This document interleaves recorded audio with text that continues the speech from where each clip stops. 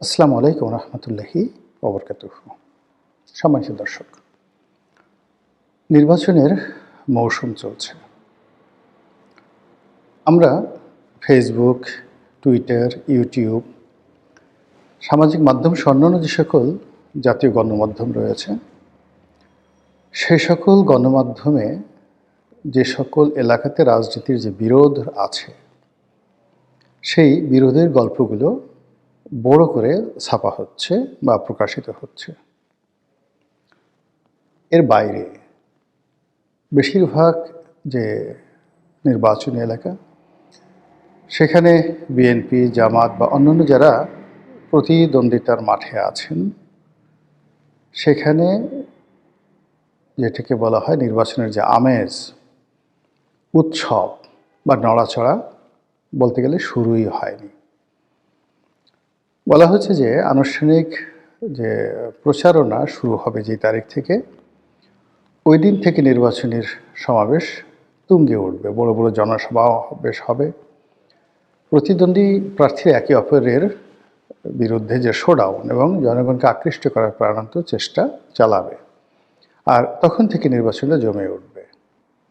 কিন্তু বাস্তবতা হলো যে ইতিপূর্বে আমাদের দেশে যে সকল নির্বাচন হয়েছে, সকল নির্বাচনের 1 মাস আগের থেকেই মূলত নির্বাচনের মাঠটি জমজমাট হয়ে যায়। তো সেই দিক থেকে আজকের দিন পর্যন্ত নির্বাচনের মাঠে নির্বাচনের কোনো আমেজ নেই।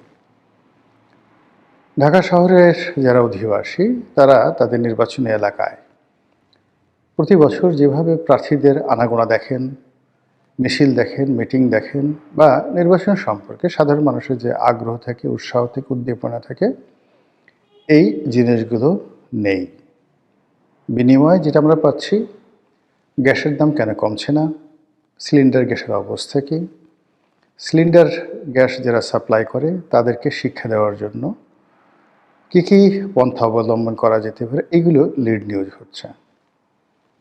এর বাইরে জামাতের নেতা কোথায় ধরা পড়লেন, বিএনপির কোন নেতা কোন জায়গাতে গিয়ে কি করলেন, এ সকল যেসব টুটকা খবর রয়েছে সেগুলো ভীষণ রকম প্রাধান্য পাচ্ছে। আমাদের দেশের রাজনীতির যে গুরুত্বপূর্ণ ব্যক্তিবর্গ যারা রয়েছেন, তাদেরকে বাদ দিয়ে মার্কিন রাষ্ট্রদূত যিনি বাংলাদেশে নতুন আসলেন, তিনি কেমন, তারপর তিনি কার পক্ষে থাকবেন, তিনি কী সিদ্ধান্ত দেবেন, এগুলো নিয়ে মানুষ মাতামাতি করছে।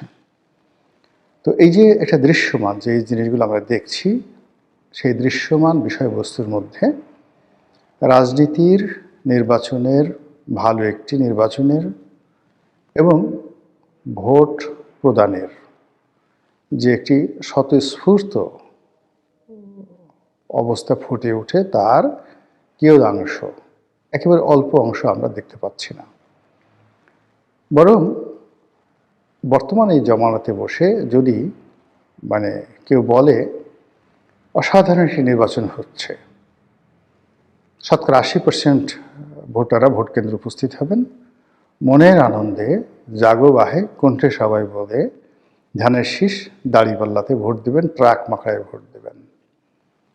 এই কথায় কি একটু গুলিস্তান মোড়ে বলে আসেন, মিরপুর শাহালির মাজারের কাছাকাছি বলে আসেন, বা অন্য বিভাগীয় শহরের যে জনগুরুত্বপূর্ণ এলাকাতে গিয়ে আপনি যদি এই কথা মাইকে বলেন, সব লোক একেবারে বলবে যে এটার কুল্লু খালাস, মানে একেবারে বদ্ধ উন্মাদ হয়ে গেছে এই লোকটি।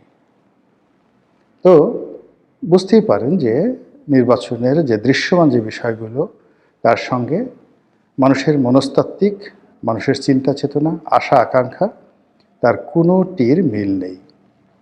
আর যখন আপনি রাজনীতিতে ইতিবাচক কোনো কিছু আশা করবেন, সেই ইতিবাচক আশার 1 নম্বর কন্ডিশন বা শর্ত হলো আপনার মন যা বলবে এবং ঠিক সেভাবে আপনি চিন্তা করবেন। আপনি যেভাবে চিন্তা করবেন ওইভাবে আপনি কাজ করবেন, আপনি যেভাবে কাজ করবেন ওভাবে মাঠের আওয়াজ বের হয়ে যাবে। এখন আপনি নিজে চিন্তা করুন যে আপনি ভোটের কথা কয়বার চিন্তা করছেন। একজন লোককে আপনি এমপি বানাবেন, এই এমপি বানানোর জন্য আপনি কতটা উদ্যোগী, আশান্বিত এবং যাকে বলা হয় অংশগ্রহণ করতে আগ্রহী, নিজের কাছে প্রশ্ন করেন, তাহলে বুঝতে পারবেন যে যা দেখছি তা সত্য নয়, যা শুনছি তাও সত্য নয়, আর যা হবে তাও সত্য নয়। এখন আজকের শিরোনাম প্রসঙ্গে আসি। সেটি হলো এই যে পর্দার সামনে দৃশ্যমান যে বিষয়গুলো দেখছি, এবারে নানা জটিল সমীকরণ রয়েছে। পর্দার আড়ালের খেলাধুলা, এবং সেই খেলাধুলার কারণে গত 17টি মাসে অন্তত 17 দাগনে 34টি ভিন্ন ভিন্ন পরিবেশ পরিস্থিতি আমাদের দেশে উদ্ভব হয়েছে। এবং এক একটা পরিবেশ এবং পরিস্থিতির কারণে মনে হলো এই বুঝি নতুন কিছু হচ্ছে, এই বুঝি এর রাজনীতি শেষ হয়ে গেল, এই বুঝি অন্যের রাজনীতি এলো, এই বুঝি আপাটুস করে ঢুকে পড়লো, এই বুঝি ভারত এটা করলো, এই বুঝি আমেরিকা এটা করলো। তারপর সেন্ট মার্টিন থাকবে কি থাকবে না, মায়ানমারে করিডোর দেবো কি দেবো না, মায়ানমারের সঙ্গে যুদ্ধ হবে কি হবে না, তারপরে আমরা যুদ্ধ বিমান কিনবো কি কিনবো না, আমেরিকা থেকে কিনবো না, ফ্রান্স থেকে কিনবো না, তুরস্ক থেকে কিনবো, বাংলাদেশে কারা কারা আছে দালাল, আইএসের দালাল কারা, ভারতের দালাল কারা, আমেরিকার দালাল কারা, তুরস্কের দালাল কারা। 17 মাস ধরে আমরা যে তর্ক বিতর্ক করছিলাম এবং 34 রকম পরিবেশ পরিস্থিতি আমরা তৈরি করেছিলাম, তা জনাব তারেক রহমান সাহেবের দেশে আসার সঙ্গে সঙ্গে একেবারে মাটি চাপা পড়ে গেছে। আমি তখন বলেছিলাম যে বাঙালির যে আবেগ, এটি 48 ঘন্টার বেশি থাকে না। বিশ্বাস যদি না হয়, এখন তারেক রহমান সাহেবের বাসার সামনে গিয়ে দেখে আসেন, আর উনি যে অফিসে বসেন সে অফিসে কজন লোক গেটের বাইরে দাঁড়িয়ে আছে, কজন লোক ভিতরে যাচ্ছে, কারা যাচ্ছে কারা আসছে, এটুকু শুধু দেখে আসেন, তাহলে আপনি বুঝতে পারবেন যে এই আবেগপ্রবণ বাঙালি আসলে কি করে। কিংবা এখন কি আপনি শহীদ ওসমান হাদির পরিবারের খোঁজ নেন, তাদের বক্তব্য শুনেন, তার কবরের কাছে যান, বেগম জিয়ার কবরের কাছে যান, তারপরে সংসদ ভবনের সামনে দিয়ে একটু ঘুরে আসেন, তাহলে আপনি বুঝতে পারবেন যে আবেগ এবং বাস্তবতার মধ্যে কতটা পার্থক্য রয়েছে। তো যেটা বলছিলাম যে আমাদের এই পর্দার সামনে যে সকল রাজনীতির খেলাধুলা হয় আর পর্দার আড়ালে যে সকল খেলাধুলা হয়, শেষ পর্যন্ত গত 17 মাসে আমরা যেটা দেখেছি, পর্দার আড়ালের খেলাগুলো জয়ী হয়ে যায়। বিএনপির মতো একটা বড় দলকে নাস্তানাবুদ করার জন্য, বিপর্যস্ত করার জন্য, পরাজিত করার জন্য যে শক্তিগুলো পর্দার আড়ালে খেলছে দেশের ভিতরে এবং দেশের বাইরে, তাদের সেই খেলাধুলার কারণে বিএনপি রাজনীতির ময়দানে ক্রমশ একা হতে হতে এখন একেবারে রীতিমতো তানহাই, নিঃসঙ্গ হয়ে পড়েছে।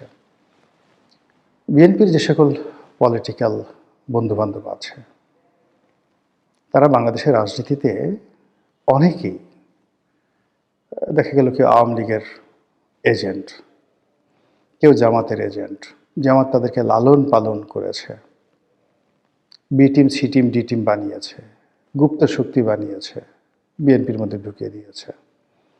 এরকম অসংখ্য লোক, যাদের কারণে বিএনপির মধ্যে অভ্যন্তরীণ দ্বন্দ্ব এবং সংঘাত চরম আকার ধারণ করেছে।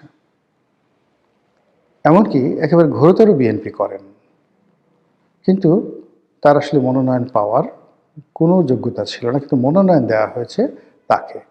আর অন্যদিকে যে ভদ্রলোকের বা যে ভদ্রমহিলার মনোনয়ন পাওয়ার কথা ছিল, সে মনোনয়ন পায়নি। তো যে মনোনয়ন পেয়েছে, বলা হয়ে থাকে তাদের অনেকের সঙ্গে হয়তো জামাতের আন্ডার টেবিল একটা সম্পর্ক রয়ে গেছে। এর মধ্যে বিএনপির যে গত 15 বা 20 বছরের যে লড়াই সংগ্রামের মাঠে যারা বীর পুরুষ ছিলেন বা বীর রমণী ছিলেন, দেখলাম যে এইবারের যে নমিনেশন থেকে শুরু করে রাজনীতির যে মেরুকরণ, তারা সবাই একে একে ঝরে পড়েছেন। আর যারা এই মুহূর্তে দাপিয়ে বেড়াচ্ছেন বিএনপির পক্ষে, বিএনপির কার্যালয়গুলোতে এবং নির্বাচনী এলাকাতে, তারা বিএনপির দুঃসময়ে, ঠিক গত 5 বছর ধরে বিএনপির সঙ্গে আছে, দুঃসময়ে সিনা উঁচু করে দাঁড়িয়েছে, এইরকম লোকের সংখ্যা খুব অল্প। বরং বেশিরভাগ লোকই ঘাপটি মেরেছিল, চুপচাপ ছিল, সবাইকে ম্যানেজ করে চলার চেষ্টা করেছে। তো এইগুলো করার ফলে কী হলো, যারা সত্যিকার অর্থে ত্যাগী নেতা এবং কর্মী যারা রয়েছেন, তারা প্রায় সবাই অভিমানী হয়ে পড়েছেন। অনেকে নিজেদেরকে রাজনৈতিক কর্মকাণ্ড থেকে তারা বিরত রেখেছেন।